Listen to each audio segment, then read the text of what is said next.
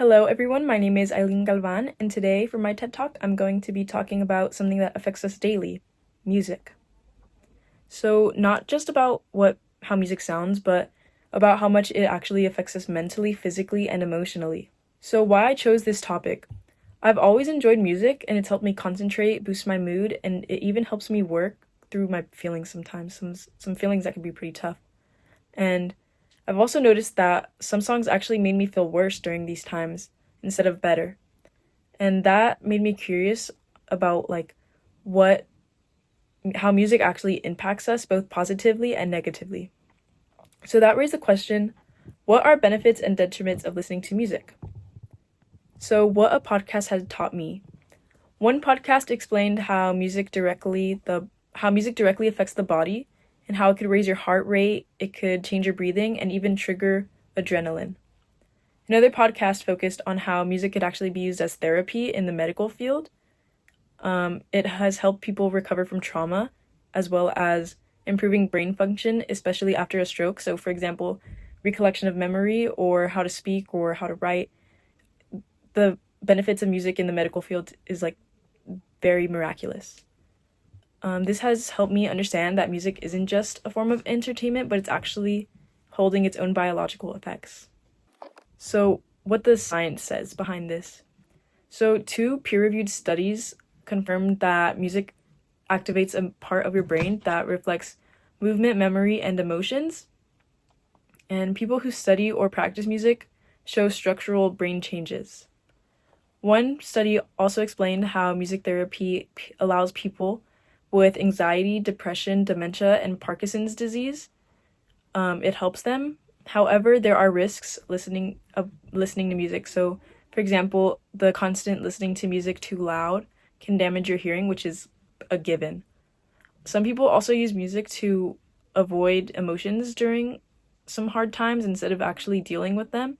So that kind of just shows a sign of using music as an escape form. So some cultural messages about music is that we've had some cartoons drawn about them. So one cartoon showed a man wearing some debate canceling headphones, and ignoring a serious this reflects him ignoring a serious event by putting on some headphones to drown out the background noise.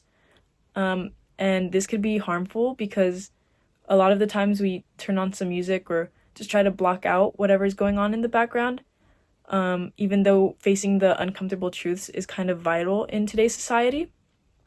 And the second meme isn't as serious or doesn't have that much of a reflection, but another meme showed a monkey saying that it's going to replay the saddest song because, quote, it didn't hurt enough. So to me, this was funny because it's pretty true. A lot of students at Sato can probably resonate with this, but sometimes we use music to intensify emotions instead of actually processing them on our own naturally. And these visuals reflect how deeply we use music to heighten our emotions, which can be extremely harmful and send us into a spiral of melancholy.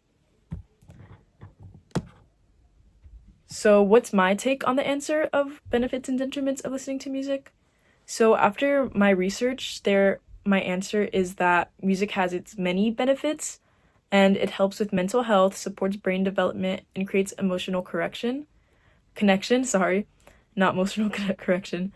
But it also has potential downsides. So, for example, constantly listening to music could lead to a great amount of hearing loss over time. And depending on the music, we can become dependent on it. And we could use it even to avoid some, like I mentioned earlier, some uncomfortable truths.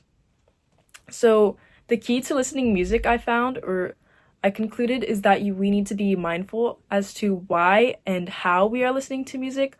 For example, are we listening to music to resonate with ourselves, how we're feeling inside, or are we using it to, pump ourselves up, or, using it to study more? So we just need to be very mindful and reflect on why we are listening to music before we start pressing the play button. So what surprised me was that first I was surprised to learn how much music actually changes the brain and how it affects the brain. especially when we're taught to listen to music at such a young age, as well as how to play music. For example, like a lot of people have done a third grade recorder class, but we're taught that music is very powerful, which it is, but we need to understand that there's also a downside to it.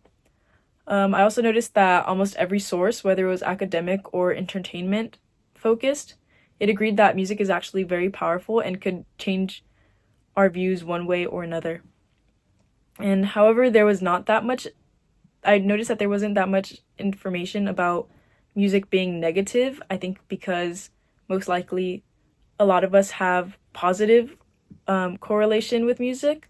So I think that's just a gap that should. Sorry for the interruption. Somebody in the TED Talk business is not getting paid. They're getting fired because they did not charge the camera. So as I was saying, there's a gap that needs to be filled in exploring music and how the detriments of music need to be explored, because there's a lot of positive connotations behind music that we kind of need to debrief. So finally, the personal takeaways I have about this podcast, and hopefully what you should take away from this research that I've conducted, is that this project taught me how to look at a topic from multiple perspectives, not only looking at the positive sides, but as well as the negative sides, even if we don't want to see the uncomfortable truth. I also learned how to evaluate podcasts, research studies, and cartoons and memes. So I'd like to thank the TED Talk for inviting me this and nominating me to do the REHUGO project. And I encourage you, the audience, to pay attention to what you're listening to and why you're listening to it. Thank you.